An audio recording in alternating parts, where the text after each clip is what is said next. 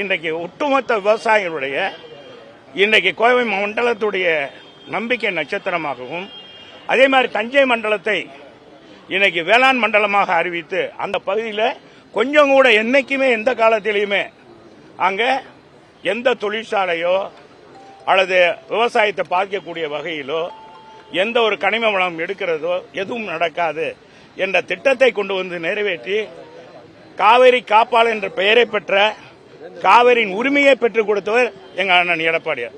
ஆக குறைந்த நாட்களில் ஆட்சி செய்தாலும் 4 ஆண்டுகள் 3 மாதம் செய்தாலும் சிறப்பான ஆட்சி செய்து இன்னைக்கு அத்தனை பேர் உள்ளத்தனையும் கவர்ந்திருக்கிறார். ஏழை எளிய மக்களுக்கு பொங்கல் பரித்து 10 மாதம் விலையில்லா பொருள், மாணவ செல்வங்களுக்கு பாத்தீங்கன்னா மடிக்கணினி, 11 மருத்துவக் கல்லூரி, அதே மருத்துவ ஏழை பிள்ளைகளுடைய மருத்துவ கனவை நிறைவேற்றி 5 பைசா செலவு இல்லாம மருத்துவ 7.5% இடஒதுக்கீடு கொடுத்து இன்னைக்கு 6000க்கும் மேற்பட்ட சாதாரண ஏழை எளிய குடும்பத்தை, விவசாய குடும்பம், இன்னைக்கு ஹோட்டல்ல வேலை பார்க்கிற பிள்ளைகள், இன்னைக்கு துப்புரவு பணியாளர் பிள்ளைங்கள்லாம் டாக்டரா இருக்காங்க. ஆக இந்த மாதிரி இருக்கிற எங்களுடைய பொதுச் செயலாளருடைய பெயரை களங்கப்படுத்துறதுக்காக திமுக அரசு திட்டமிட்டு இன்னைக்கு அவர் ஒரு இதுக்கு சொல்லியிருக்காரு, அந்த அமைப்புக்கு.